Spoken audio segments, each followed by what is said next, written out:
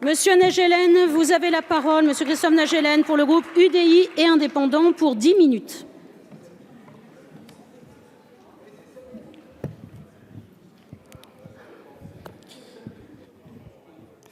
Madame la Présidente, Messieurs les ministres, Madame la Présidente de la Commission des Affaires étrangères, Monsieur le rapporteur, Madame la rapporteure pour avis, Monsieur le Président de la Commission des Affaires économiques. Nous arrivons au terminus du processus de discussion de l'accord économique et commercial global, l'AECG en français, ou plus usuellement connu sous l'acronyme CETA. Il faut, avec cet accord, faire preuve de beaucoup de pragmatisme, car, oui, il y a des aspects positifs à cet accord. Les PME, les ETI, les grandes entreprises vont pouvoir conquérir de nouveaux marchés outre-Atlantique grâce à la libéralisation des échanges et à la mobilité de la main-d'œuvre. Et comme plusieurs collègues l'ont rappelé avant moi, depuis son entrée en vigueur provisoire, nous voyons déjà certains de ces aspects positifs dans plusieurs secteurs, comme les machines-outils, plus 18,7%, l'automobile, plus 14%, les produits pharmaceutiques, presque plus 10%, les équipements électriques et électroniques, plus 5,8%, le fromage, plus 19%. Le solde net entre exportation et importation pour la France vis-à-vis du Canada s'est amélioré, passant de 40 millions d'euros à 450 millions d'euros, soit un multiplicateur de 11. Cela montre que le dynamisme de l'accord n'est a priori pas défavorable à l'économie française. Mais les premiers bénéficiaires de cet accord sont principalement des grands groupes qui profitent largement de l'ouverture des marchés publics canadiens. Toutefois, malgré les points positifs, il existe aussi des points négatifs qui, bien que moins nombreux, ont des conséquences bien supérieures. Car le vrai débat est ailleurs. Il est dans la notion même de libre-échange que l'on veut nous imposer. Le libre-échange doit se faire sans distorsion d'exigence et de concurrence entre les parties.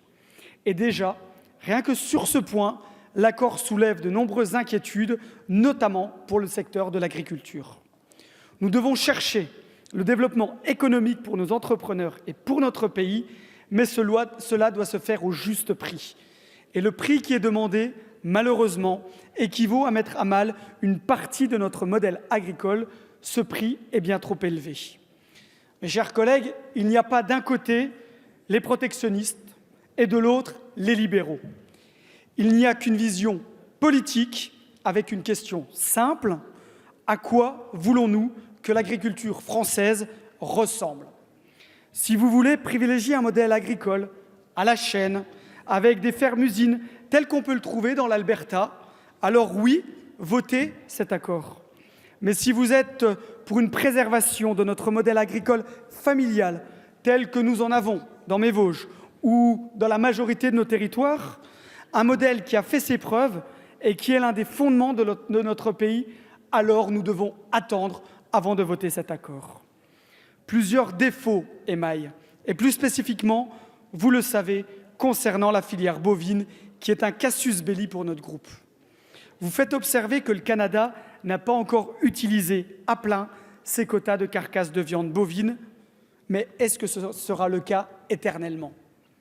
Et dans le cas où il le ferait, vous enjoignez aux acteurs de la filière de ne pas avoir de mauvais réflexes face au commerce, et même à structurer davantage les filières afin d'améliorer les exportations. Jean-Pierre Florian, un fabuliste contemporain de La Fontaine, disait « Chacun son métier et les vaches seront bien gardées ». Mesdames, Messieurs, je trouve déplacé le fait de donner des leçons et de vouloir expliquer aux agriculteurs comment ils doivent envisager leur propre métier. De plus, que se passerait-il si 65 000 tonnes de viande bovine canadienne entraient un matin sur le marché européen, sachant en plus qu'une partie était destinée au Royaume-Uni et donc, en cas de Brexit, il faudrait absorber le surplus à 27.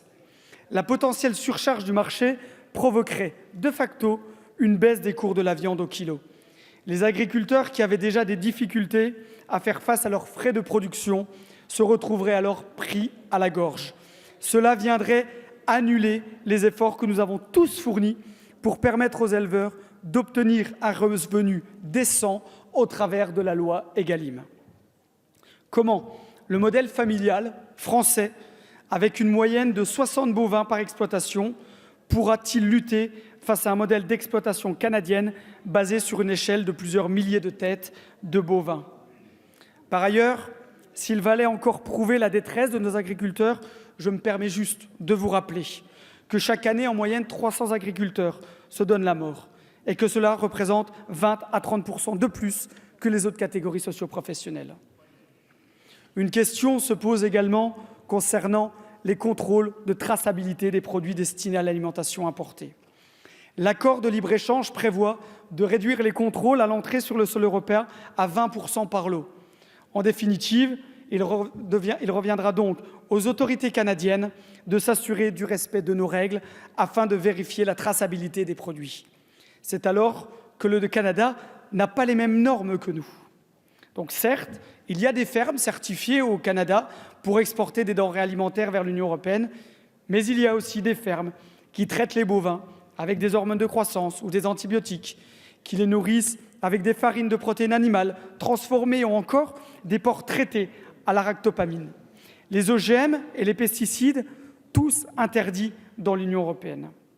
Bien que l'importation des produits et substances que je viens de citer soit formellement interdite dans l'accord, pour la plupart, reste à savoir si les moyens seront suffisants pour détecter les erreurs et les fraudes.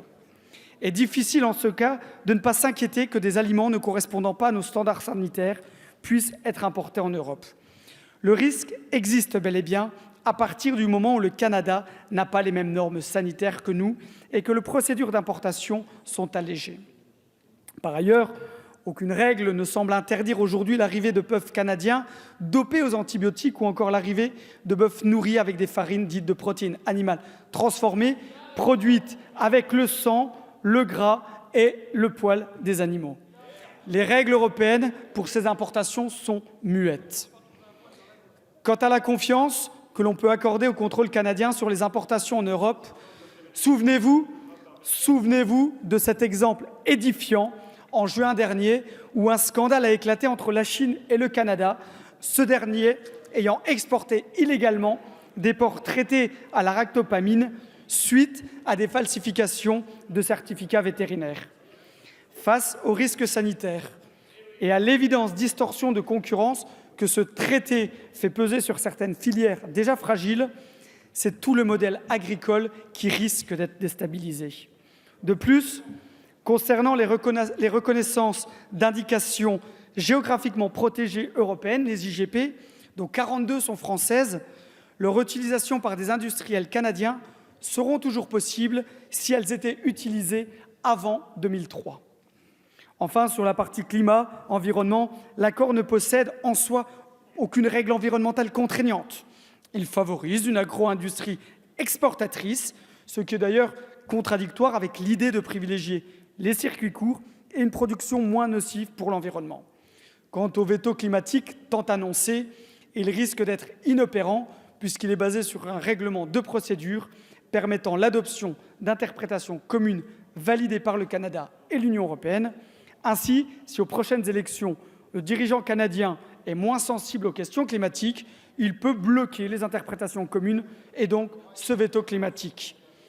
Ainsi, le tribunal permanent d'investissement, lors des contentieux, statuerait donc sans tenir compte de la législation ou des sensibilités écologiques du pays en cause. En fin de compte, concernant ce traité, les questions sont multiples.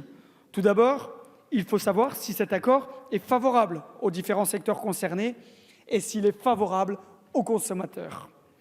Et bien que notre exportation serait améliorée, elle ne justifie pas que soit mis à mal une partie de notre modèle d'agriculture. Comment pourrions-nous justifier d'importer l'agriculture que nous interdisons à nos propres agriculteurs et que nos concitoyens ne veulent pas consommer? La filière bovine est littéralement à l'os. Nous ne pouvons pas, en responsabilité, leur dire de devenir des fermes-usines ou simplement de disparaître. Si vous décidiez de faire du cas par cas et donc d'exclure la partie agricole mise à mal, je pense notamment à la filière bovine, une majorité de notre groupe voterait favorablement cet accord.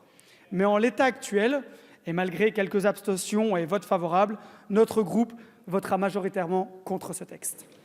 Merci, monsieur le député Naegelen.